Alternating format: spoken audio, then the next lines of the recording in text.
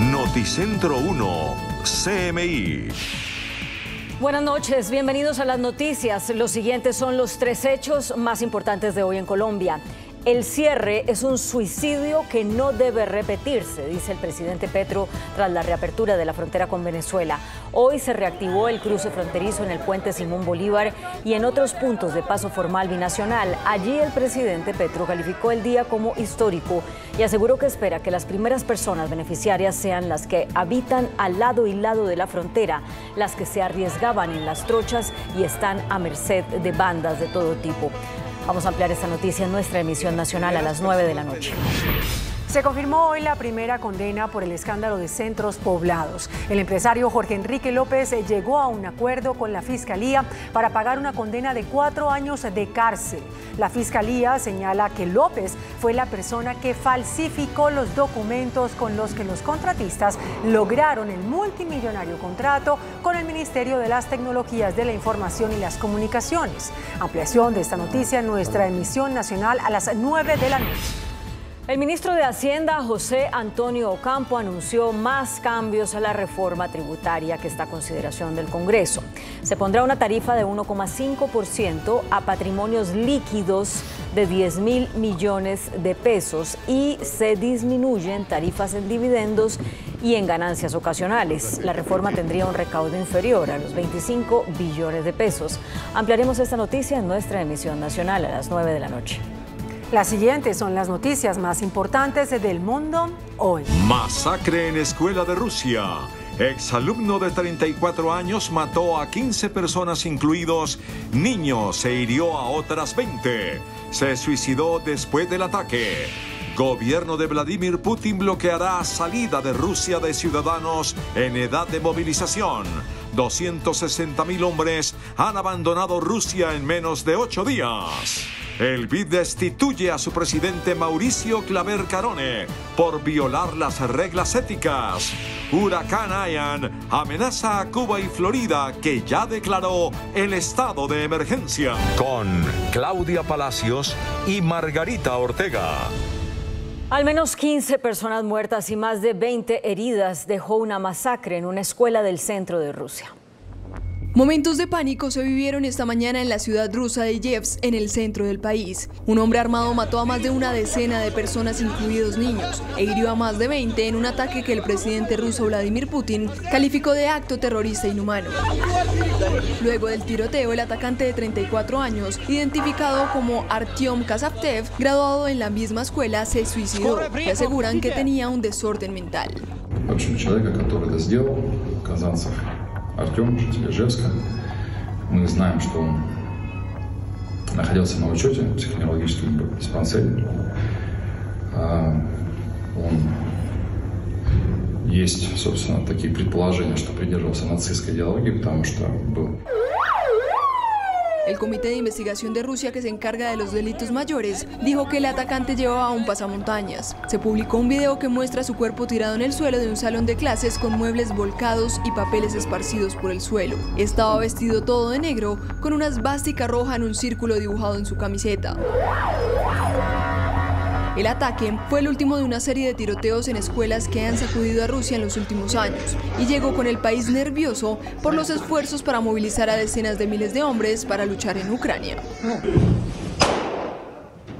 Y en la ciudad rusa de Ust-Ilimsk, un hombre que ya fue detenido abrió fuego contra el jefe de un centro de reclutamiento y dijo: "Ahora sí nos iremos a casa".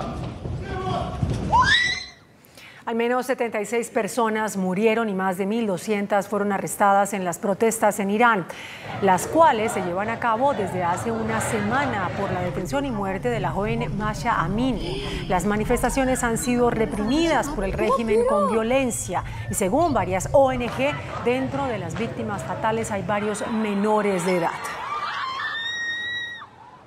Rusia se plantea cerrar la frontera para que los hombres en edad de movilización no sigan. Esto después de que decenas de miles de rusos abandonaran ese país, lo cual colapsó las entradas a las naciones vecinas. Desde el miércoles pasado, cuando Vladimir Putin ordenó la movilización parcial de 300.000 hombres para engrosar las filas de su ofensiva ilegal contra Ucrania, más de 261.000 hombres huyeron de Rusia.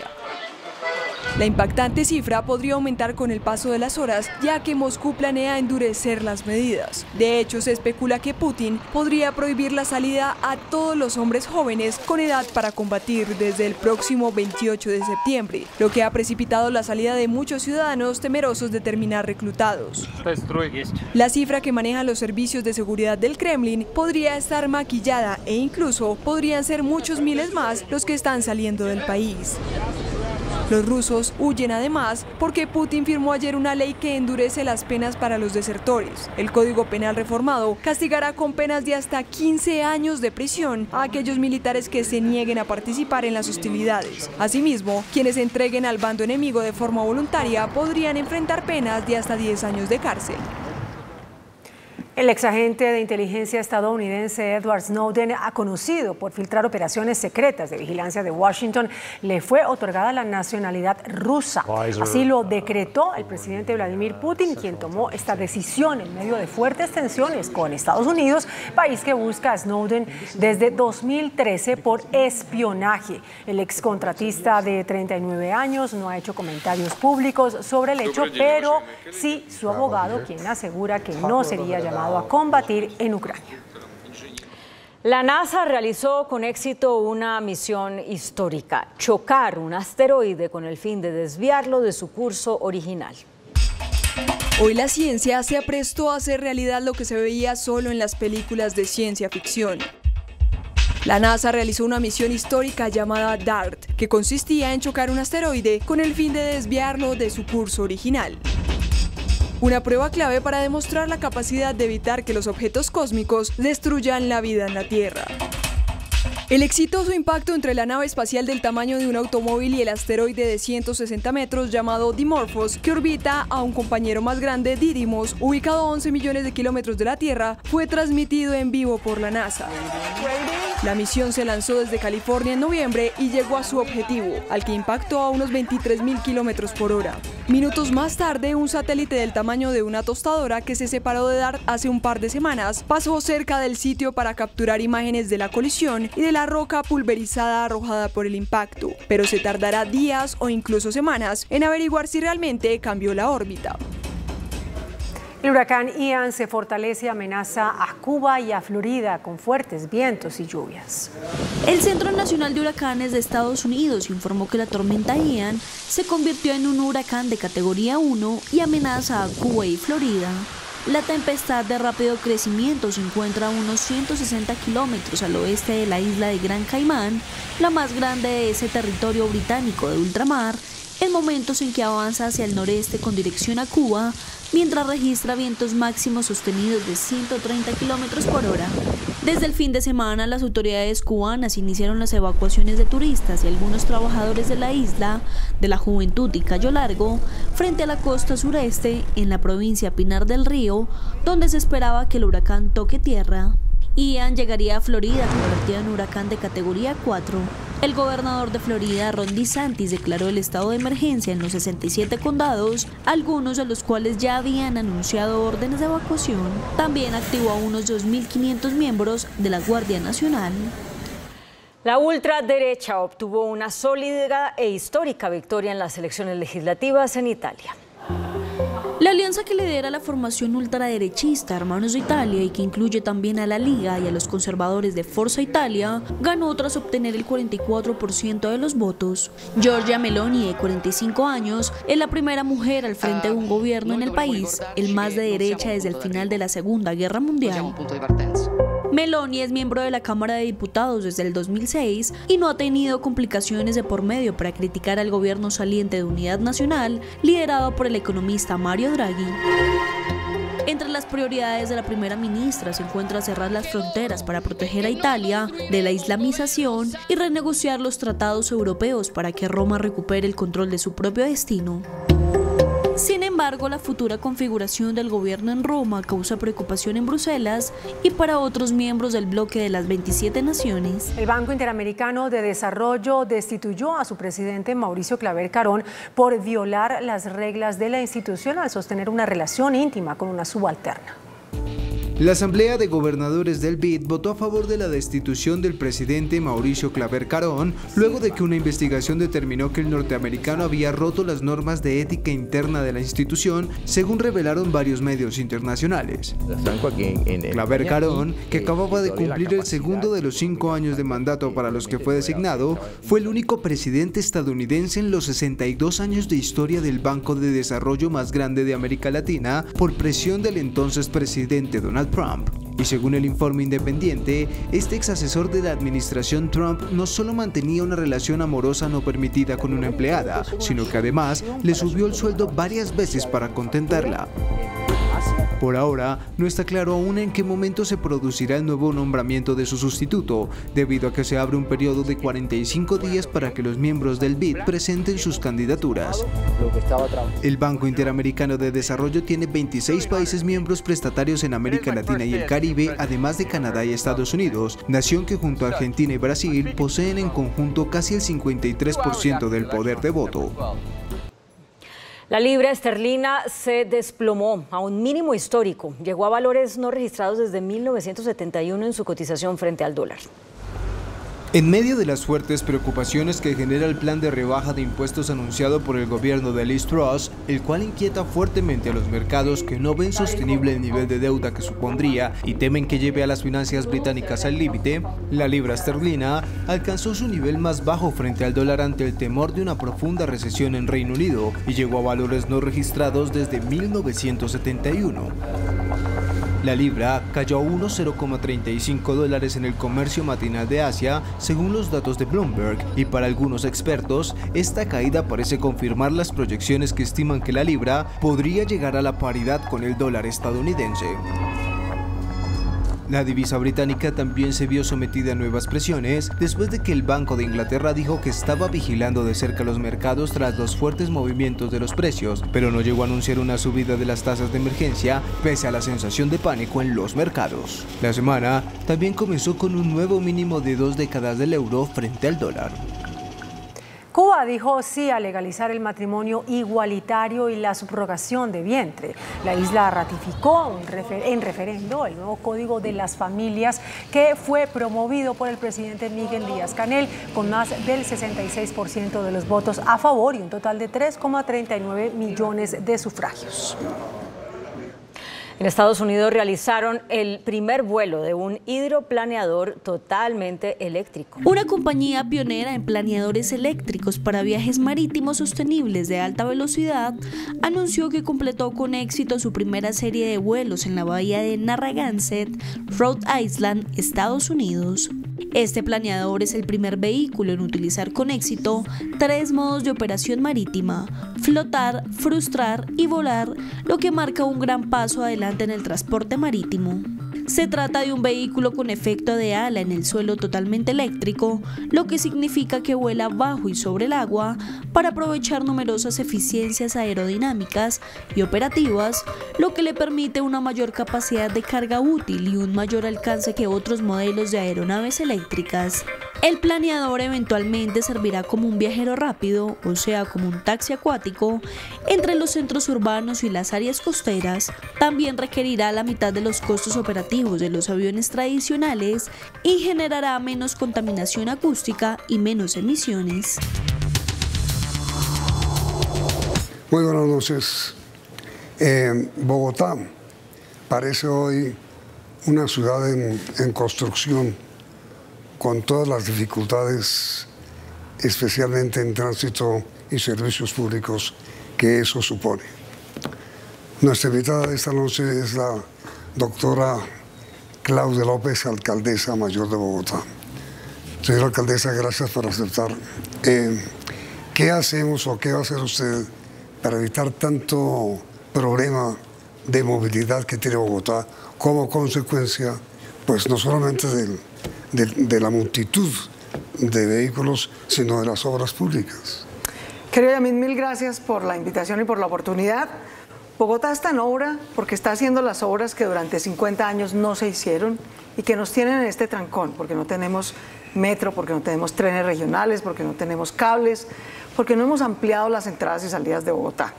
Entonces yo me decidí a conseguir la plata, logré el mayor aporte de cualquier gobierno nacional en la historia de Bogotá a obras en Bogotá, 35 billones de pesos, 35.000 millones de millones, mucha plata, que nos dio el gobierno nacional, 24 para la segunda línea del metro, que va a ser subterránea, a Suba y Engativá, y va a desembotellar a 2,5 millones de personas. 3,5 billones para hacer una nueva calle 13 digna, decente, por donde entre y salga la carga de Colombia, por donde entre y salga la gente de Sabana Occidente, de Fontibón, con ciclorrutas, con andenes. Y 8 billones para ampliar todas las entradas y salidas de Bogotá, hacer una autopista norte que se merezca el nombre, Yamid, que tenga 10 carriles por la vía, que tenga andenes y ciclorruta, ampliar la séptima, hacer un nuevo puente sobre la 80 para que fluya el tráfico y no haya trancón, y hacer una nueva autopista sur que se llama Aló Sur. Todas esas obras las necesitaba Bogotá desde siempre, las han debido hacer en los últimos 50 años, pero no las hicieron. Y como no las hicieron, tenemos un enorme trancón. Sin embargo, yo entiendo, Yamid, que aunque las obras se necesitan y la gente las agradece, eso es como cuando tú en tu casa mandas a arreglar al tiempo el baño, la cocina y la sala. Hay polvo, uno se tiene que mudar de cuarto en cuarto, es un poquito, es muy incómodo, para decir la verdad. Pero ¿cuánto tiempo más va a durar esa reconstrucción? Va a durar 10 años en total. Va a durar 10 años en total porque todo esto de tal magnitud no se puede hacer de un año para otro. Sin embargo, hay muchas cosas o varias que podemos hacer mientras hacemos las obras para mitigar el impacto. Lo primero, yo estoy encima, me han visto los ciudadanos, yo voy, Yamid, y vigilo obra por obra, le ayudo a los contratistas a destrabar problemas, pero también los obligo a que me tengan el número full de trabajadores por obra, ¿sí? Para que trabajen a 2 turnos, de 6 a 2, de 2 a 10 de la noche, podamos descansar tranquilos sin ruido, pero maximicemos el número de trabajadores por obra. Eso es lo primero que podemos hacer y estamos haciendo. Lo segundo es que vamos a duplicar. Bogotá tenía muy poquitos equipos de gestión de tráfico. Para ser franca, tenía 0. Hoy ya tiene 150. Vamos a pasar a 350 para que haya gente dando vía, haciendo desvíos, dando indicaciones, ayudando al que se vara para que lo saquemos de vía rápido, a los choques simples para que no nos obstruyan la vía, a los mal parqueados que no nos parqueen mal, porque esos 5 minuticos nos trancan a toda la ciudad. Entonces, gestión en vía con 350 personas. Eran 0, vamos en 150, vamos a llegar a 350. Lo tercero que vamos a hacer es que le he propuesto, yo lo hice y lo determiné como alcaldesa durante la pandemia. Le he pedido a los empresarios que ya no lo hagan porque yo lo ordene por un decreto, sino por cultura ciudadana de autorregulación de ellos. 3 cosas pueden hacer los empresarios, las familias de Bogotá, las universidades y colegios. Una, no todos tenemos que entrar en las horas pico de 6 a 8 de la mañana y salir de 5 a 7 de la tarde. Estamos trabajando con las empresas para que cambien sus horarios de entrada. Hay sectores que podrían entrar a las 9 o 10 de la mañana. Eso lo prometió usted como candidata, inclusive. No, y lo hice. Y lo hice durante la pandemia, lo ordené por decreto. Pero no se ha hecho ahora. Ahorita no lo estoy haciendo porque yo preferiría, la verdad es que teníamos que sopesar las necesidades de los empresarios. Los empresarios que habían estado al borde de la quiebra. Me dijeron el año pasado, alcaldesa, volvamos. Déjenme operar a full como yo pueda. No me ponga restricciones ni me cambie los horarios, que ahorita es muy traumático. Y por eso no lo volví a hacer. Pero la va a hacer. Estoy concertando con los empresarios. Yo preferiría, Yamid, que sí lo hagamos, pero no porque yo lo ordene por un decreto, sino porque los empresarios y las empresas y las instituciones educativas ajustan por autorregulación su mejor horario. Pero eso sería lo primero.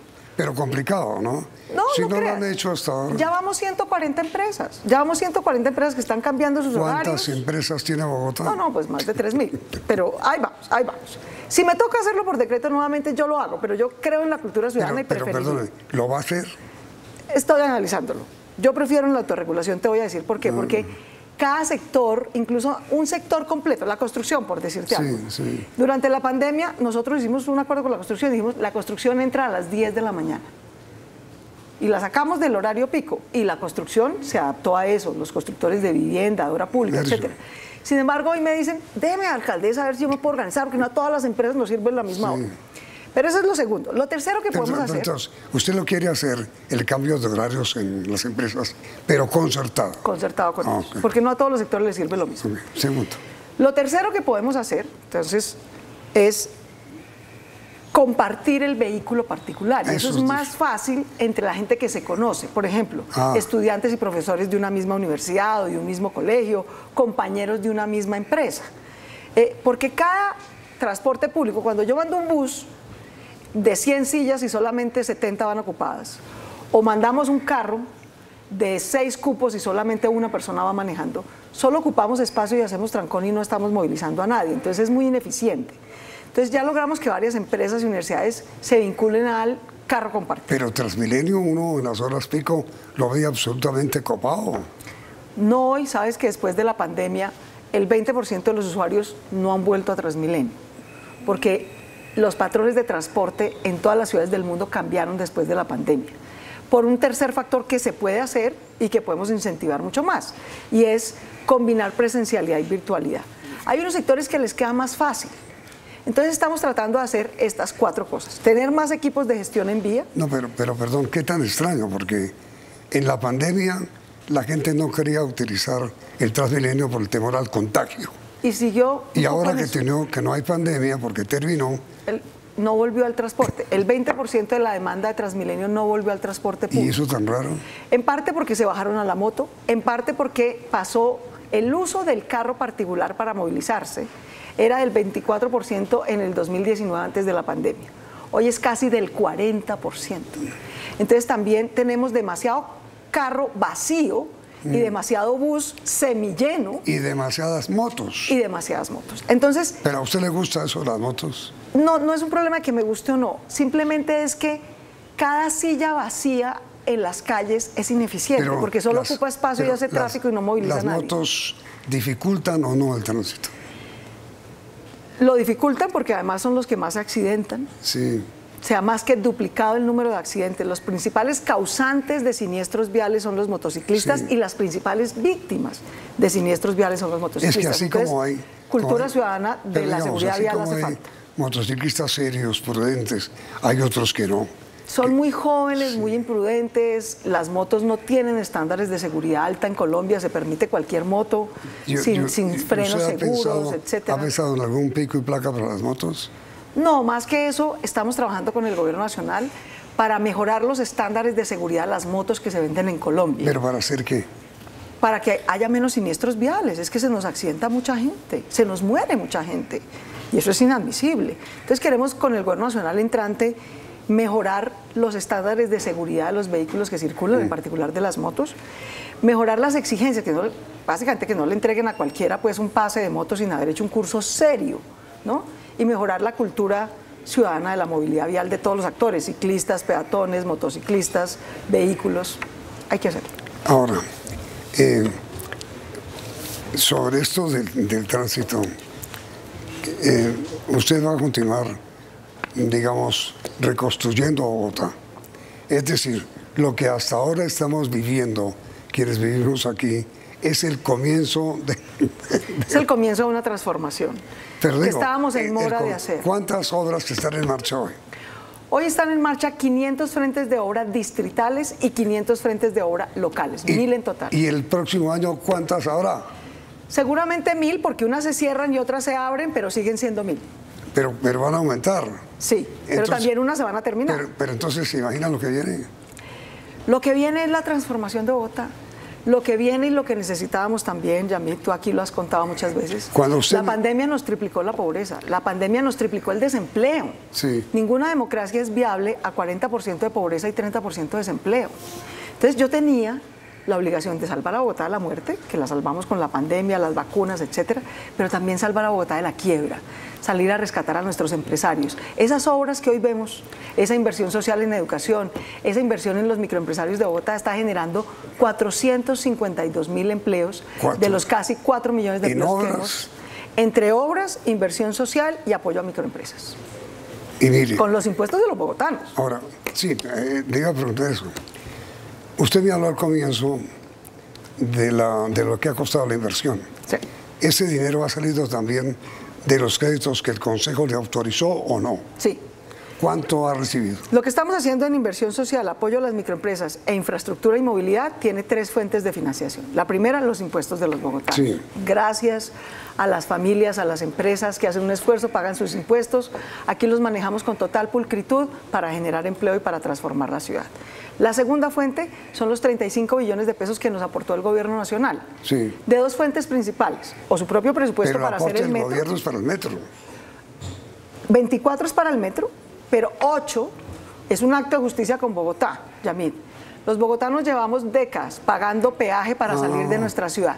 Nunca nos devolvían un peso de esos peajes y ahora le dan para hacer las vías dentro. Parte. Me dan el 35%, se lo dan a los bogotanos. Esa fue una cosa que logré con el gobierno. Usted aspira al 100%. Bueno, por lo menos me dieron el 35%, mejor que 0.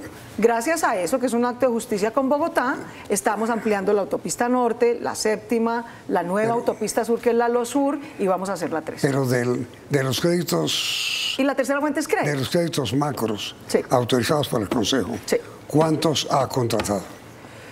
Uy, es que nos autorizaron mucha plata. ¿Por cuánto? Nos autorizaron cerca de 11 billones de pesos. Por eso. 10.000 millones de pesos. Eso es mucha plata. Y después nos autorizaron 5 más. Pero ya ha contratado. Hemos contratado, por ejemplo, una parte de eso está contratado en la primera línea del metro, una parte de eso está contratado ya en 35 colegios, una parte de eso está contratado ya en 20.000 becas para que estudien los jóvenes de Bogotá. Entonces una parte ya está contratada y otra parte se va a contratar. Por ejemplo, el año entrante contratamos la segunda línea del metro Subvengativa, ahí contratamos otra parte. El año entrante vamos a contratar a becar a 56.000 jóvenes más para que estudien, ahí se va a ir otra parte. El año entrante vamos a contratar 25 colegios más, además de estos 35. Mire, ahí se va otra parte. Lo que más le preocupa a la ciudad, entiendo yo, no es que contraten, sino está bien que la ciudad se endeude porque tiene capacidad para hacerlo, sino esos créditos, ¿a qué tasa la contrataron después de comercial?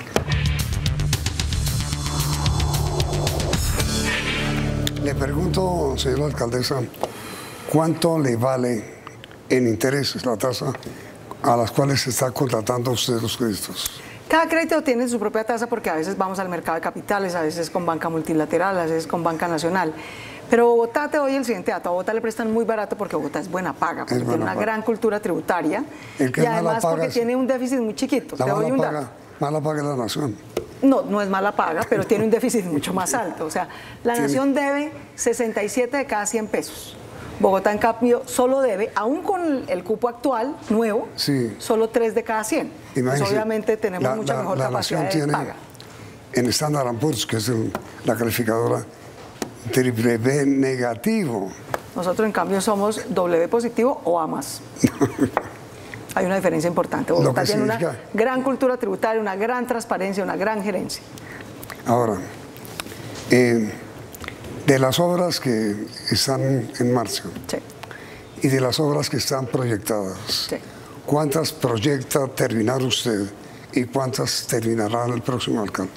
Entonces, a ver, de los 500 frentes de obras distritales, los 35 colegios, los 7 hospitales, la primera línea del metro, etcétera, aspiramos a entregar el año entrante aproximadamente 350 terminadas y 150 seguirán en curso en la próxima alcaldía. Pero bueno, buen porcentaje. Sí. Casi el 70%. Casi el 70%. Y las locales, que son obras más chiquitas, ¿no? Plazas, parques, mantenimientos viales, se terminan casi todas el año entrante. ¿Cuáles son las grandes que van a quedar aplazadas? No, aplazadas no, siguen en ejecución. Por ejemplo, la primera línea del metro, yo voy a hacer como el 40% y sigue en construcción. El cable de San Cristóbal, una obra súper importante, yo voy a hacer como el 30% y sigue en construcción. El corredor verde de la séptima, una obra muy importante, yo voy a hacer como el 20% y sigue en construcción. La calle 13, yo voy a hacer como el 20% y sigue en construcción. Bueno, y mire, una cosa, señora alcaldesa, que usted prometió siendo candidata, y tal vez en la primera parte de su gobierno, sobre el corredor verde de la carrera séptima. Va súper bien, va súper bien. Entonces, ¿qué es el corredor verde de la séptima? Es no hacer otra troncal como la de la Caracas en la séptima. Para empezar, no lo paré yo, lo pararon los jueces, que dijeron que eso estaba mal planeado, la comunidad se quejó. ¿Peatonal con razón. toda? No. La séptima va a tener transporte público con carriles exclusivos y buses 100% eléctricos. Eso es parte de que sea un corredor verde. que tenga menos emisiones. La séptima va a tener ciclorruta y andenes. Toda la séptima. Para los peatones. La séptima va a quedar nueva, Yamid. ¿De dónde? Desde la 26 hasta la calle 245. Nueva totalmente.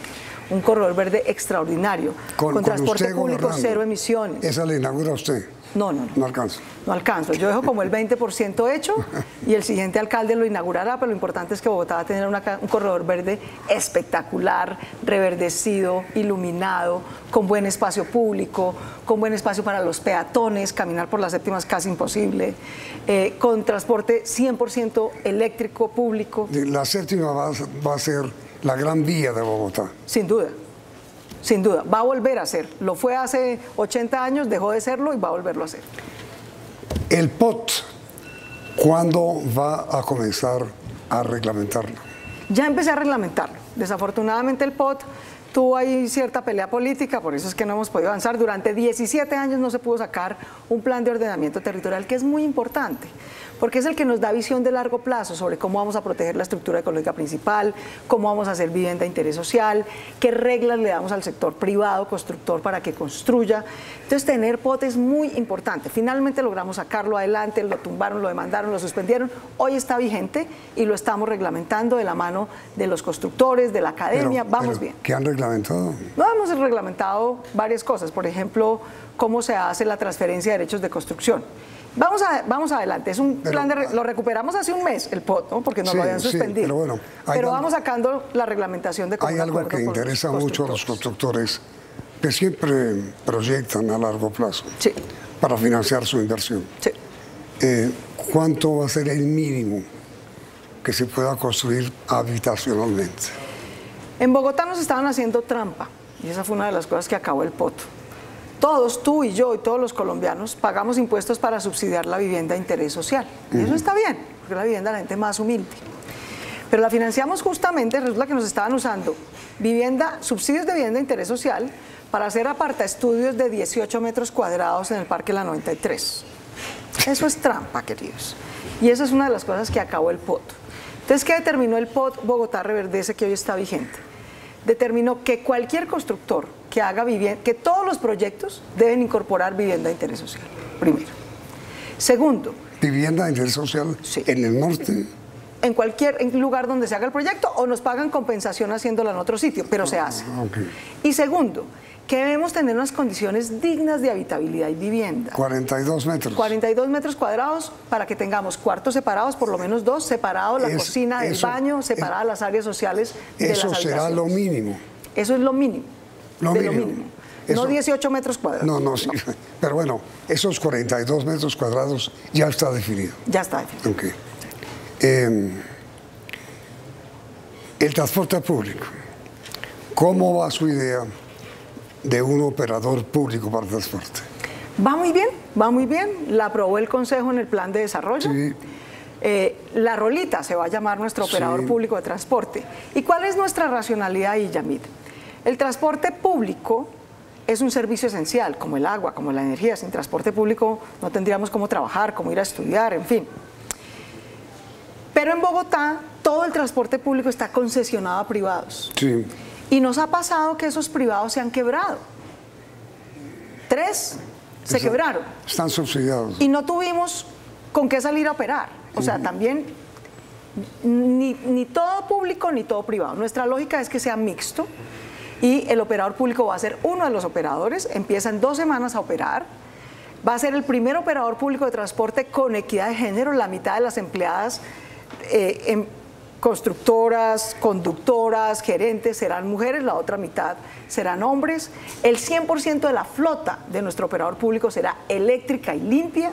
Queremos tener un operador público de muy buenos estándares sociales, de movilidad, ambientales, que complemente, que tengamos un sistema mixto, para que siempre tengamos con qué responder.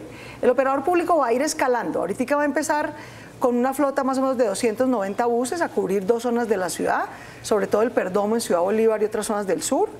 Luego, el año entrante, por ejemplo, se había dado en concesión a un operador privado el cable de Ciudad Bolívar. Se vence esa concesión el año entrante, en el 2024, perdón. En el 2024 nuestro operador público entrará a operar el cable de San Cristóbal, el cable de Ciudad Bolívar. Cuando terminemos de construir en 3 años el cable de San Cristóbal, entrará a operar el cable público de San Cristóbal. O sea, poco a poco va a ir creciendo, pero siempre va a haber un sistema mixto. Pero, a ver, alcaldesa, primero, el transporte público, cuando lo hubo en Bogotá, en buses, quiero decir, fracasó, quebró. Eso fue un desastre, ¿no? Desastre, desastre. Pero cuando lo tuvimos todo privado, unos privados también fracasaron y también fue un desastre. No, es que hoy están perdiendo. No, el problema no es que pierdan, porque el transporte público no es un negocio, no es rentable, es subsidiado en todo el mundo. Pero, el problema es no tener el riesgo. Yo no tengo aquí sesgos ideológicos. No, ni que sea 100% público, porque en el pasado no funcionó bien, se politizó y funcionó mal. Pero que tampoco sea 100% privado. ¿Pero Transmilenio da utilidad? No. Es que no se trata de que dé utilidad. De hecho, uno de los grandes desafíos, y lo estamos discutiendo con el nuevo gobierno nacional, es que en todo el mundo, Yamit, el transporte público es subsidiado. Sí. Es subsidiado no solamente por los gobiernos locales, sino por el gobierno nacional. En Colombia no. En Colombia el gobierno nacional no subsidia la operación de transporte público. ¿Cuánto es el déficit que tiene hoy Transmilenio? Es más de 2 billones de pesos. Billones, porque la pandemia además nos quitó ingresos y la pospandemia nos quitó pasajeros y ya nunca volvieron. ¿Y eso va a seguir creciendo? Sí, y entonces estamos discutiendo con el gobierno nacional cómo financiamos esto para que sea razonable. Una parte seguirá siendo una tarifa que es bastante subsidiada, otra parte serán impuestos de Bogotá, pero otra parte debe ser cofinanciación del gobierno nacional a los 8 sistemas de transporte público de Colombia. Entonces, ¿va a haber alza en la tarifa de Transmilenio? Pues todos los años hay una alza. No le pregunté cuándo, si no va a haber. Todos los años hay una alza, pero que cubre básicamente la inflación. No cubre realmente la operación. Lo que va a haber es un incremento del subsidio que da el gobierno nacional, que nunca ha dado. Entonces va a haber un aporte del gobierno nacional, pero en la tarifa para también, que no tengamos que subir tanto la tarifa. Pero sí va a subir. Todos los años sube, pero sube básicamente la inflación. Pero no la inflación, subiría el 10% de inflación. Todos los años la tarifa sube solamente la inflación porque nos obliga la ley a cubrir los costos mínimos de inflación.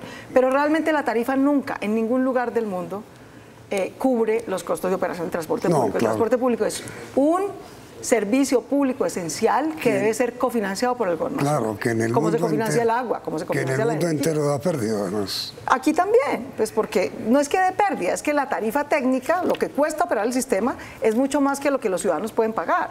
Entonces esa diferencia la tienen que cubrir con impuestos el gobierno nacional y el local.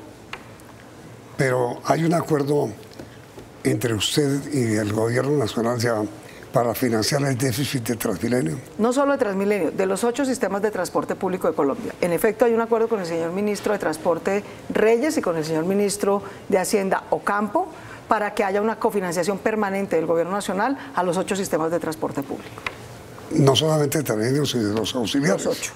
En Medellín, en Barranquilla, en Bucaramanga, en Pereira, por supuesto en Cali. ¿Habrá aumento del subsidio? Sí, es que aumento no es que hoy hay 0 del gobierno nacional, entonces va a haber un aporte del gobierno nacional. Ahora, el pico y placa. Sí. Ha habido un rumor de que usted tiene en su cabecita la idea de cambiar el pico y placa. Pues a ver, Yamit, más que un rumor, yo lo dije públicamente hace poco. Nosotros en enero pusimos varias medidas. Pusimos pico y placa, pusimos pico y placa solidario. Hay gente que puede pagar como un cargo por congestión. Tiene derecho a eximirse del pico y placa, pero pagando. Eso ha dado resultado, ¿no? Y pusimos otra medida que es que no está exento del pico y placa el que comparta el carro. ¿Sí? Esas 3 medidas las pusimos en enero. Entonces mi compromiso con los bogotanos fue que yo al año evaluaba cómo vamos, qué han servido, si no, y vemos si hacemos ajustes o no. Entonces tenemos un convenio con la Secretaría de Movilidad, la CAF, la Corporación Andina de Fomento, y el Banco Mundial, que nos están ayudando a evaluar las medidas. Estamos en ese proceso para ver si las ajustamos, si las continuamos y las cambiamos. ¿Qué ha servido y qué no ha servido? Yo creo que todo ha servido. De las 3. Todo ha servido porque la velocidad promedio en algunas horas ha subido en ciertos corredores. Pero eso no quiere decir que no debamos evaluar y que no debamos pensar junto con otras medidas que ya te comentaba. Tener más gestión en vía, gestionar mejor los choques simples para que no obstruyan la vía, que la gente no nos parquee en vía ni nos parquee en los andenes. Los andenes son de los peatones, no de los carros y las motos. Entonces tenemos que evaluar todo en conjunto para ver cómo seguimos mejorando y gestionando el tráfico. Bueno, entonces mire, señora alcaldesa, desgraciadamente el tiempo se agotó hoy. Y no tengo manera de extenderlo porque comienza el noticiero para que usted me responda concretamente qué va a pasar con el pico y placa. Lo dejo como primera pregunta para el programa de mañana, si usted me acepta. Claro que sí, muy querido también. Muchas gracias por la oportunidad. No, muchísimas gracias. Y a ustedes, televidentes, mañana continúa la alcaldesa Claudia López con ustedes y con nosotros. Pero ahora sigan aquí en Noticentro 1, CMI. Noticentro 1, CMI. Primera condena por desfalco en centros poblados. 4 años de cárcel a falsificador de garantías. Agencia Jurídica del Estado anuncia que intervendrá en el caso para recuperar 70.000 millones. Así operará en adelante la frontera con Venezuela. Presidente Petro espera elevar balanza comercial con Venezuela a 4.000 millones de dólares. Habitantes de la frontera claman por seguridad. Gremios le piden al gobierno seguridad en orden público. Grandes movilizaciones en contra de reforma tributaria en todo el país. Con Claudia Palacios y Margarita Ortega. Iniciamos nuestra segunda hora de noticias. Noticentro 1 CMI conoció en primicia la primera condena por el desfalco en el contrato entre el MINTIC y el consorcio Centros Poblados. Se trata de un acuerdo alcanzado entre la Fiscalía y el empresario Jorge Enrique López, quien aceptó que falsificó los documentos con los que el consorcio Centros Poblados logró quedarse con el multimillonario contrato para llevar Internet a las regiones más apartadas del país. El falsificador pagará 4 años de cárcel y reintegrará 187 millones de pesos de los 70.000 millones del anticipo. La Fiscalía acusa a López de falsificar por lo menos 4 documentos con los que la Unión Temporal de Centros Poblados logró el millonario contrato para llevar Internet a zonas apartadas del país. Al menos 3 de ellos sirvieron para que se hiciera el desembolso de más de 70.000 millones de pesos por parte del Ministerio de las Comunicaciones. López sería la persona que falsificó este documento, que certificaba por parte del Banco Itaú las garantías de seriedad para la Unión Temporal de Centros Poblados, que era un archivo clave para que ganaran la adjudicación por 1 billón de pesos por parte del Ministerio de las Comunicaciones. Estas garantías se estaban presentando ante el Ministerio de las Tecnologías para tanto la adjudicación del contrato como para el cumplimiento de la misma. Por lo tanto, él tenía pues este pleno conocimiento que este documento era necesario. Tras negociar con la Fiscalía, López decidió aceptar su responsabilidad en los delitos de falsedad en documento privado y fraude procesal, por lo que tendrá que pagar una pena de 4 años de cárcel y reintegrar 187 millones de pesos, según el acuerdo con las autoridades conocido por este noticiero. El hombre además se convertirá en el primer condenado por este caso. Y es que para la Fiscalía, López además tuvo un papel clave en la falsificación de al menos 3 documentos con los que se logró el anticipo de los 70.000 millones de pesos. Precisamente la Fiscalía socializó con el Ministerio de las Comunicaciones en las últimas semanas un acuerdo que parecía listo con el contratista Emilio Tapia, con el que precisamente se busca recuperar los 70.000 millones del anticipo.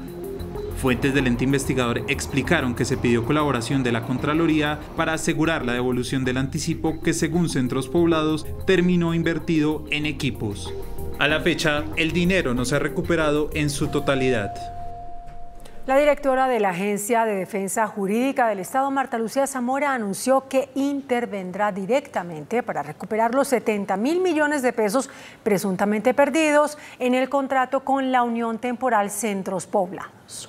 Luego de una reunión con la ministra de las TIC, Sandra Milena Urrutia, se decidió que la Agencia de Defensa Jurídica del Estado defenderá al ministerio con el propósito de recuperar los dineros presuntamente perdidos del anticipo que le pagaron en el anterior gobierno a Centros Poblados de un billonario contrato para la conectividad de las escuelas rurales. Significa un apoyo al Ministerio de las Tecnologías. Desde la agencia vamos a intervenir directamente en todas las actuaciones que existen en este momento y en el proceso penal lo vamos a hacer de manera directa, es decir, yo voy a actuar de manera directa como penalista que soy y con un compromiso altísimo de poder recuperar esos 70.000 millones de pesos. La intervención de Zamora no implica que se defienda a los exfuncionarios del ministerio investigados disciplinariamente en este escándalo, como es el caso de la exministra de las TIC, Karen Abudinem. En el proceso penal estamos revisando el escrito de acusación, estamos revisando los preacuerdos a los que se han llegado con las personas a las cuales pues ahora van a las audiencias ante los jueces de garantías. A esta hora termina la actividad en la frontera entre Colombia y Venezuela luego de la reapertura oficial tras 7 años de cierre. Lina Sandoval está en Cúcuta. Buenas noches, Lina. ¿Cómo operará el paso fronterizo a partir de ahora? Claudia y televidentes, muy buenas noches. De ahora en adelante el paso de vehículos de carga pesada funcionará de lunes a viernes en el puente internacional Simón Bolívar y también en el puente Francisco de Paula Santander. Hay un tercer puente que aún no se encuentra habilitado, es el puente de Tienditas. Están arreglando temas logísticos en este paso fronterizo que se prevé sea habilitado entre 2 y 3 meses. En el siguiente informe les cuento más detalles. Un camión del lado venezolano y posteriormente uno del lado colombiano fueron los primeros en volver a cruzar la línea de 2.219 kilómetros que marca los límites entre Colombia y Venezuela. Entre las 10 de la mañana y las 6 de la tarde estará habilitado el paso de carga en los puentes Simón Bolívar y Francisco de Paula Santander. Se permitirá tránsito de vehículos de carga de hasta 21 toneladas. Solo en casos especiales revisados por los dos países se permitirá el paso de camiones con carga máxima de 30 toneladas, de acuerdo con información del Ministerio de Transporte. ¿Cómo será la logística para los transportadores que cruzan de Venezuela a Colombia? Siempre y cuando el carro esté habilitado, mi amor, nosotros tenemos acceso a todo a nivel nacional colombiano. Perfecto, ustedes pasan aquí hasta donde requiera la carga, pues. ¿Y de Colombia hacia Venezuela? Las mulas colombianas pueden entrar hasta la frontera, ahí descargamos, cargan las mulas venezolanas y siguen hacia el interior. La mula venezolana sí puede entrar hasta el interior de Colombia. Son más de 50 empresas transportadoras en Colombia que se beneficiarían. Más de 50.000 conductores, podemos hablar de mucha generación de empleo directa e indirectamente. Que llegó la hora cero y como le dije al compañero, expectantes porque pues es una alegría que veníamos esperándola hace mucho, pero mucho tiempo y agradecidos con Dios también por ese momento. Bueno, me alegra porque va a haber trabajo y la broma. Desde Fedetranscarga en Colombia piden igualdad de condiciones para el paso de los transportadores de ambos países. Que haya una igualdad de condiciones con Venezuela y con Colombia, que nosotros podamos entrar inclusive hasta Caracas, así como ellos lo pueden hacer hasta Bogotá. ¿Para qué? Para que esa relación económica y esa relación que tiene que haber entre ambos países fluya muy bien. Para el tránsito peatonal se estableció el horario de 5 de la mañana a 8 de la tarde. Antes del mediodía, el presidente Gustavo Petro estuvo aquí y le dio paso formal a la reapertura de la frontera binacional. Dijo que los que ganan son los más necesitados de lado y lado.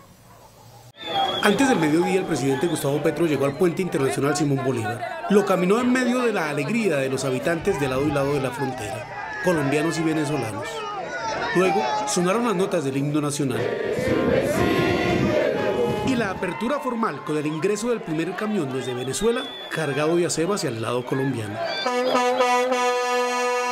Yo deseo que las primeras personas beneficiarias sean las que habitan al lado y lado de la frontera, las que se arriesgaban en esas trochas, las mujeres que caminaban por allí, prácticamente dependiendo de funcionarios que incluso llegaban a cobrar peaje, de bandas de todo tipo, multicrimen, que podían matar, que podían violar. Y que el beneficio de abrir la economía y abrir la frontera es el desarrollo de las dos naciones. Debe redundar, lo mediremos, lo evaluaremos públicamente, en un aumento de la calidad de vida. El que Cúcuta se haya vuelto una de las ciudades más pobres de Colombia tiene que ver con un desastre humanitario al otro lado y con otro desastre humanitario a este lado.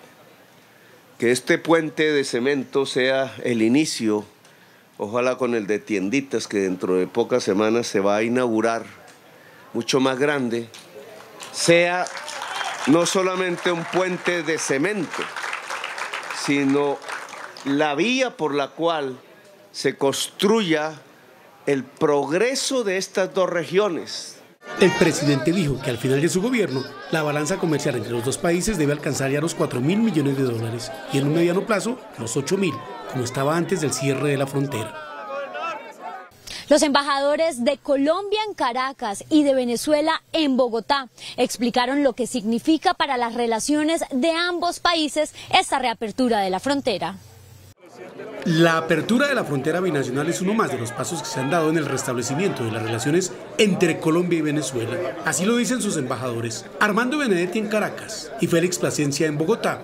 Ya van varios, la cooperación judicial, el restablecimiento de las relaciones, el tema de cooperación judicial, el de militar, el de monómero, en menos de un mes. Señor embajador, un gran paso se da. Muy importante, finalmente. Era necesario regresar a lo debido. Lo anterior era pura equivocación, puro mal hacer. ¿Cómo van a trabajar otros embajadores? Muy bien, como hermanos que somos. Todo en construcción positiva, amorosa, bien hecha, en responsabilidad, en encuentro de pueblos hermanos. Todo va a avanzar. Estamos avanzando. Este es el mejor ejemplo. Son 7 departamentos y 58 municipios nuestros de Colombia que están en la frontera, que todos están contentos. Los embajadores en Venezuela, Armando Benedetti y Félix Plasencia de Venezuela en Colombia, dicen que este es el momento de la apertura binacional que dará una nueva relación entre los gobiernos de Nicolás Maduro y Gustavo Petro. Relación que debe beneficiar a los dos pueblos que son hermanos, según los diplomáticos. De acuerdo con el Ministerio de Comercio, se estima que con la reapertura de la frontera, el comercio entre Colombia y Venezuela pueda cerrar a fin de este año entre 1.000 y 1.200 millones de dólares. Desde el Puente Internacional Simón Bolívar, Lina María Sandoval, Noticentro 1 CMI. Gracias, Lina. Y los habitantes del sector de La Parada, en la zona de frontera con Venezuela, piden al gobierno mayor inversión social y más seguridad. Mientras en el puente Simón Bolívar se vivía el momento histórico de la reapertura comercial de carga con Venezuela, a pocos metros están los habitantes del barrio La Parada, perteneciente al municipio de Villa del Rosario, hoy convertido en territorio de nadie. Las bandas criminales de Colombia y Venezuela son las que mandan aquí. Es una estructura ya que todo el mundo conoce, que es esta banda del Tren de Aragua, que tiene sometida a La Parada en un régimen de vacunas, y que al respecto no veo que las autoridades hayan hecho pues acciones contundentes al fin de neutralizar y garantizar la seguridad de los habitantes y comerciantes de esta zona fronteriza del país. El barrio está cerca de 2 trochas, las calles sin pavimentar, no tienen agua potable, pero lo primero que exigen es la presencia de las autoridades. Los delincuentes los tienen acorralados. Tanto para nosotros como para la policía, como para nadie es un secreto de que acá existen diferentes grupos. Necesitamos que se reactive la economía. La Parada reúne todos los males, presencia de grupos armados organizados y delincuenciales que se disputan el control de la zona, tráfico de drogas, explotación sexual y laboral, extorsión y contrabando. ¿Será que con la reapertura de la frontera cambiará en algo? Tras la apertura de la frontera en Venezuela, ciudadanos y empresarios reaccionaron con escepticismo. Sin embargo, manifestaron que la medida ayudará a la economía de los dos países. Jesús Medina desde Caracas tiene la información sobre las reacciones en el vecino país. Bien, muchísimas gracias a nuestras compañeras en los estudios de Bogotá, Colombia. Los venezolanos recibieron con escepticismo la reapertura del paso fronterizo entre Venezuela y Colombia. Escuchemos las reacciones de ellos. Los venezolanos recibieron con escepticismo la reapertura de la frontera colombo-venezolana. Entre las reacciones de los ciudadanos, algunos mencionaron que sería bueno porque ayudaría el comercio bilateral, pero le facilitaría a las personas que pretenden migrar de Venezuela y no pagar el paso a los trocheros. Eso va a traer tanto para Táchira como para el norte de Santander, que se reactive la economía y se acabe el paso ilegal y las trochas y el peligro. Fuera de cuestiones políticas y fuera de todo eso, me parece que el comercio se vuelva a reconstituir, o sea, que se vuelva otra vez a abrir y que nada, estamos tan cerca y el comercio es necesario. Bueno, me parece excelente que puedan haber relaciones bilaterales en donde haya una economía fluctuante entre los dos países, ya que como países hermanos siempre hemos tenido esa relación y esa relación nos ha apoyado mucho económica y socialmente hablando, porque hay gente que tiene familia allá y hay gente que tiene familia acá. Estas fueron las reacciones de los ciudadanos venezolanos, que esperan que con la reapertura de la frontera sea beneficioso para el comercio, al igual que la facilitación de la movilidad de los ciudadanos entre ambas naciones y que no existan tantas problemáticas entre los dos mandatarios. Bien, muchas expectativas entre los ciudadanos venezolanos sobre la reapertura del puente Simón Bolívar y las relaciones bilaterales entre ambas naciones. Desde Caracas, Venezuela, Jesús Medina Saine para Noticentro 1 CMI. Sí, Jesús, mucha expectativa, gracias. Noticentro 1 CMI conoció el informe de Migración Colombia más reciente relacionado con migración venezolana que habita en Colombia. Según cifras de Migración Colombia, en nuestro país hay 2.478.000 ciudadanos venezolanos. De manera regular hay 335.000, irregulares 296.000 y en proceso un poco más de 1.232.000. Por regiones, Bogotá concentra el mayor número de migrantes venezolanos con 496.000. En segundo lugar está Antioquia con 345.000, Norte de Santander con 254.000, Valle del Cauca con 194.000, Atlántico con 176.000 y Cundinamarca con 154.000. Este ha sido el histórico de migrantes venezolanos en Colombia. En 2014 se contabilizaban 23.573, para el 2018 eran 1.174.000. Este año son más de 2.478.000. El Consejo Gremial le exigió al ministro de Defensa, Iván Velásquez, más seguridad en todas las zonas del país. Denunciaron aumento en las extorsiones a ganaderos, transportadores y comerciantes. El ministro de Defensa, Iván Velásquez, se reunió con 32 gremios del país. Todos estos le hicieron peticiones de seguridad. Tuvimos la oportunidad de plantearle las inquietudes relacionadas con los principales temas que aquejan a la ciudadanía y al empresariado, como son la invasión de tierras, el irrespeto a la propiedad privada. El diálogo sí, pero el diálogo tiene que llevar a que cuando hay la comisión de delitos automáticamente se judicialice. Por lo menos en el sector ganadero el mensaje es muy claro. La seguridad no solamente depende del papel que haga la fuerza pública, es de la presencia en el territorio, al menos en la ruralidad, de donde llegue la energía, de donde llegue la educación, de donde llegue la salud. Desde el gremio de los transportadores también hay preocupación por extorsiones que están sufriendo los conductores. En algunas zonas del país, como es Norte de Santander, Cauca, Valle del Cauca, ya tenemos empresas afiliadas que están siendo víctimas de extorsión. El tema de los bloqueos, que los principales problemas que tiene la pyme para poder reaccionar a un bloqueo es ninguno, porque como somos productores tan pequeños. El ministro de Defensa recogió más de 40 solicitudes y prometió reunirse con todos los 32 gremios nuevamente en 2 semanas. Un accidente con una granada dentro de un batallón en Remedios, Antioquia, dejó un soldado muerto y 9 más heridos. Este incidente se presentó cuando varios integrantes de la fuerza pública estaban realizando actividades de revista de armamento.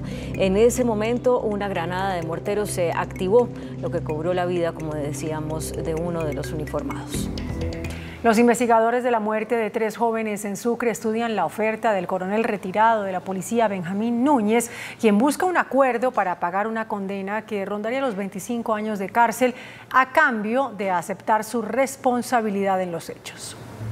El coronel Núñez rindió interrogatorio ante la Fiscalía para dar su versión sobre el crimen de los 3 jóvenes en Sucre. El oficial, quien fue trasladado a la cárcel picaleña, avanza en una negociación con la Fiscalía para reducir su condena y lograr una sentencia entre los 25 y 30 años de cárcel. Que diga toda la verdad, cómo sucedieron los hechos en tiempo, modo y lugar, quiénes participaron, cómo participaron, dónde participaron. Y es que la situación de Núñez no es nada sencilla, pues hay 2 de sus subalternos que lo acusan de dispararle a Jesús David Díaz, Carlos Alberto Ibáñez y José Carlos Arévalo. Quedamos en reunirnos nuevamente para plantear la situación y cuál es el ofrecimiento. Las víctimas y los abogados de Núñez tienen una reunión con la Fiscalía esta semana para definir las bases del acuerdo en el que Núñez también declararía sobre otras irregularidades relacionadas con la policía de Sucre. Hubo grandes movilizaciones en varias ciudades del país contra las reformas que proyecta el gobierno de Gustavo Petro. En Medellín, la primera movilización contra el gobierno Petro empezó en el Teatro Pablo Tobón Uribe, siguió su recorrido por la playa, luego por la Avenida Oriental y allí se detuvo para rendir un homenaje a los policías del comando que estaba rodeado de vallas. La marcha estuvo marcada por una multitudinaria asistencia de sindicatos, empresarios, estudiantes y gremios como el sector salud. La movilización terminó en el Parque de las Luces, al frente de la alcaldía. Allí también hubo mensajes en desacuerdo con la actual administración. Al menos 2.000 personas luciendo prendas blancas y banderas de Colombia marcharon por la calle Quinta desde el Parque de las Banderas hasta la plazoleta Jairo Varela, centro de Cali, para rechazar varios proyectos del gobierno nacional, entre ellos la reforma tributaria. La movilización no paralizó el funcionamiento del sistema MIO y culminó de manera pacífica. En protesta contra las reformas planteadas por el gobierno, centenares de personas marcharon en Barranquilla. Se rechazó la reforma tributaria y la reforma política planteadas por el presidente Gustavo Petro. También se manifestaron contra el alza en la gasolina y la transformación de la Policía Nacional, que pasaría al Ministerio del Interior. Organizadores dijeron que la marcha era un sentir del pueblo colombiano. La movilización inició en el Parque Los Músicos y terminó en el Paseo Bolívar. Durante 3 horas las calles de Bucaramanga se convirtieron en desbocados ríos humanos que gritaban no a las reformas tributarias propuestas por el gobierno Petro. Simultáneas movilizaciones se cumplieron en varios municipios del departamento, todas pacíficamente y sin ningún reporte de choque con la fuerza pública. En Villavicencio, cerca de 3.000 personas salieron a marchar en contra de la reforma económica y contra el gobierno del presidente Gustavo Petro. Los manifestantes caminaron con pancartas, banderas de Colombia y gritando arengas contra el gobierno por toda la avenida 40 hasta llegar al Parque Central. La marcha, que se desarrolló en completa calma, terminó con una concentración en la plazoleta Los Libertadores del centro de la ciudad. En forma pacífica, más de 3.000 cucuteños salieron a las calles de la ciudad a protestar contra las políticas económicas, laborales y de salud anunciadas por el gobierno de Gustavo Petro. Con camisetas de la Selección Colombia, pancartas y arengas, la manifestación concluyó en el Parque Santander. A pesar del corto tiempo que lleva Petro en la presidencia, algunos ciudadanos le apuntan a la revocatoria del mandato. En Cúcuta, Petro sacó una de las votaciones más bajas de las ciudades capitales. Miles de personas marcharon en Manizales con camisetas blancas, pancartas y cornetas diciendo no a las diferentes reformas planteadas por el gobierno nacional. Por las principales calles se movilizaron hasta el centro de la ciudad pidiendo que el pueblo sea escuchado y pidiendo además mejores condiciones en la atención en salud. Una marcha pacífica con la que se espera ser tenidos en cuenta y sobre todo escuchados por el gobierno nacional. En Bogotá, cerca de 10.000 personas marcharon de manera pacífica. En Bogotá, cerca de 10.000 personas salieron a las calles para protestar en contra de las reformas planteadas por el gobierno de Gustavo Petro. No me ha gustado la posible reforma que le quieren hacer a la salud, la reforma tributaria. No queremos que nos regalen nada, pero tampoco queremos que nos quite, que esa es la diferencia. La reforma tributaria. Si él peleó por una reforma que era más bajita, ¿por qué él sí le puede subir y nosotros no podemos decir nada? La movilización, aunque pacífica, bloqueó por varias horas la calle 26 y la carrera séptima. Las reformas, la improvisación y sobre todo que no hay coherencia. No me gusta que las invasiones, no me gusta que la gente no trabaje. En la Plaza de Bolívar hubo algunos choques con simpatizantes del gobierno. La marcha finalizó sobre las 3 de la tarde con un aforo completo en la Plaza de Bolívar. Un amago de enfrentamiento entre petristas y antiuribistas se presentó en la Plaza de Bolívar de Bogotá, donde terminaron las marchas. Primero llegaron los participantes en la protesta antipetro que ocuparon un rincón de la Plaza de Bolívar. El promotor de la marcha, Pierre Onzaga, festejó lo que para él había resultado un éxito. Esto no fue un punto final.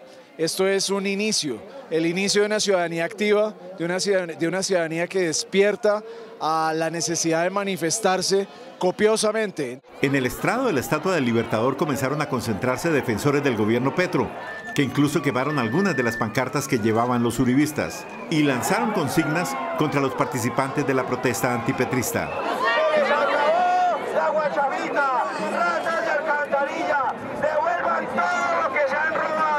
Y los antipetristas les contestaban.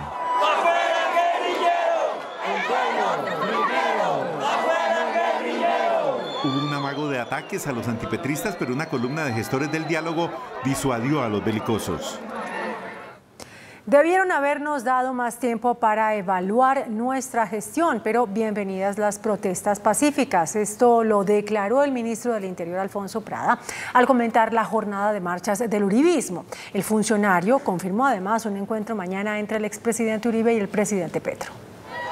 Las marchas de protesta contra el gobierno del presidente Petro transcurrieron hoy en calma en todo el país, según reportó el ministro del Interior, Alfonso Prada. Pues hubiéramos deseado que esperaran un poco más para que pudiéramos dar más resultados, pero nada, simplemente respetamos el derecho de la gente a protestar. En un mes y medio no es mucho lo que haya que hacer para protestar, pero bueno, cada uno hace las valoraciones que estime. Confirmó que mañana a las 11 de la mañana el presidente Gustavo Petro recibirá al expresidente Álvaro Uribe en un gesto que calificó de democrático para escuchar a la oposición. La verdad es que valoro mucho las expresiones de la oposición y en particular del expresidente Uribe, que ha señalado que la oposición debe ser una oposición inteligente, constructiva y con ánimo de aportar. Si esa es la ruta, siempre será bienvenida. El expresidente Uribe irá acompañado de los congresistas del Centro Democrático, ponentes de la reforma tributaria, Oscar Darío Pérez y Miguel Uribe Turbay. El Centro Democrático, si bien hace oposición a este gobierno, pues lo hace en el marco de una oposición democrática. El ministro del Interior, Alfonso Prada, aseguró que el presidente Petro tiene la disposición democrática de escuchar a todos los sectores políticos, sean o no afectos a su gobierno. La Corte Suprema de Justicia rechazó la libertad por vencimiento de términos del ex senador Iván Moreno. La sala ratificó una decisión adoptada en julio en la que le negó la libertad a Moreno, advirtiendo que la medida de aseguramiento en su contra tendrá vigencia hasta mediados de 2023. Moreno afronta un juicio por el presunto direccionamiento de una licitación para la compra de ambulancias. La ministra de Salud, Carolina Corcho, propondrá una nueva regulación en las tarifas que se cobran por servicios de salud. También buscará un mayor control y veeduría al gasto en tratamientos médicos.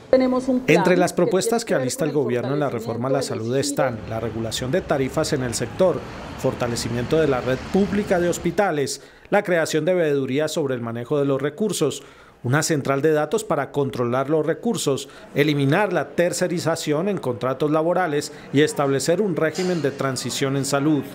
El vocero de Pacientes Colombia afirma que es clave regular las tarifas. Al hospital de Quibdó le pagan una minésima parte de lo que recibe un profesional de la salud en Bogotá a uno que está en territorios alejados. Según la ministra de Salud, la intermediación en el sector cuesta entre 6 y 7 billones de pesos al año. Los pacientes piden reducirla. Buena plata dentro del sistema se va para intermediación. ¿La intermediación afecta a los pacientes? Sí, menos presupuesto para la salud. De cada 100 pesos, 20 pesos se pueden ver, 20 o 30 pesos en toda la cadena que interviene en la prestación de los servicios de salud. El gobierno tiene previsto dar a conocer a finales de octubre o a más tardar inicios de noviembre su propuesta de reforma a la salud. Juan Armando Rojas, Noticentro 1, CMI. La Defensoría del Pueblo alertó por la situación que se presenta en la operación y disposición de residuos varios de varios rellenos sanitarios. Según la Defensoría del Pueblo, hay 94 sitios no autorizados de disposición final con riesgo de vulneración a los derechos humanos de las comunidades aledañas. También pudimos establecer que en algunos de los lugares de disposición autorizados están llegando al final de su vida útil, situación especialmente crítica en los departamentos de Antioquia, Bolívar, Casanare, Cundinamarca y Tolima. Esto se encontró luego de revisar que hay en al menos 16 departamentos una situación de alerta de rellenos sanitarios y botaderos. Córdoba, Chocó, Santander, Antioquia, San Andrés, Cauca, Bolívar, Cesar, Magdalena, Nariño, Putumayo, Sucre, Amazonas, Casanare, Cundinamarca y Tolima. Se hizo un llamado a los ministerios de Ambiente y de Vivienda para que revisen los términos de referencia sobre la construcción de rellenos sanitarios. El edificio Continental Towers de Medellín tendrá que ser demolido por el riesgo que representa.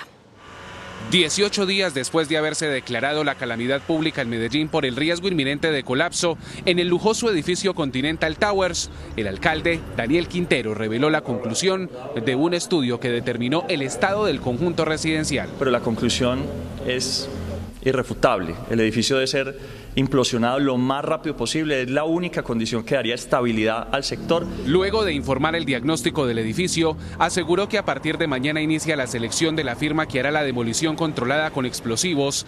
En 30, máximo 60 días sería el procedimiento. El mandatario le envió un mensaje a las 140 familias de Interclub, el edificio aledaño evacuado, por seguridad. Y por tal razón, la medida en relación al Interclub es mantener la evacuación. Le pedimos a estas familias la paciencia necesaria. En 30 días van a acabar también esa pesadilla que les causó CDO.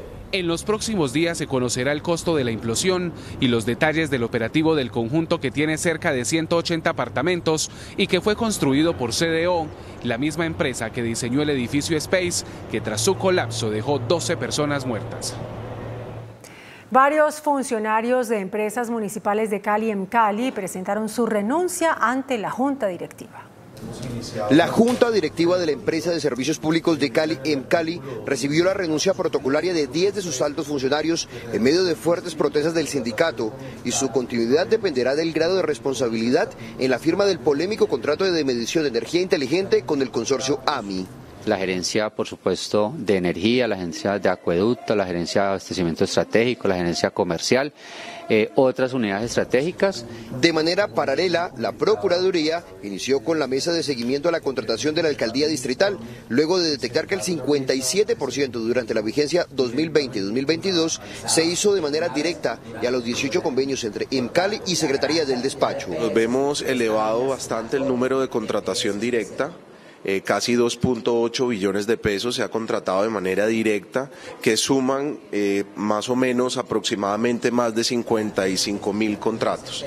No obstante, el alcalde Jorge Iván Ospina calificó los procesos investigados como exagerados y con intención de hacer daño reputacional. Que me llama mucho la atención que dicha visita se adelante en el marco de un matoneo que viene sufriendo el señor alcalde, producto de la situación que se representa en EMCALI, situación de la cual el alcalde no forma parte. El próximo 28 de septiembre se reunirá nuevamente la Junta Directiva de EMCALI y el viernes tendrá una audiencia pública con la Contraloría General de la República. Mauricio Claver Carone fue destituido de su cargo como presidente del Banco Interamericano de Desarrollo. La NASA impactó con éxito un asteroide para desviar su curso y una masacre en un colegio en Luta, Rusia. Estas son las noticias del mundo en Noticentro 1 CMI. Tras una votación, la Asamblea de Gobernadores del Banco Interamericano de Desarrollo decidió este lunes la destitución del presidente Mauricio Claver Carone, luego de que una investigación realizada a petición de la Junta Directiva del banco determinara que el norteamericano habría roto las normas de ética interna por haber mantenido una relación sentimental que mantuvo con una subordinada. La NASA realizó con éxito una misión histórica llamada DART, que consistía en chocar un asteroide con el fin de desviarlo de su curso original, una prueba para demostrar la capacidad de evitar que los objetos cósmicos destruyan la vida en la Tierra. Un hombre armado mató a más de una decena de personas, incluidos niños, e hirió a más de 20 en un ataque en una escuela en una ciudad en el centro de Rusia. El atacante, de 34 años, graduado en ese colegio, se suicidó y aseguran que tenía un desorden mental. El ministro de Hacienda, José Antonio Ocampo, anunció más cambios a la reforma tributaria.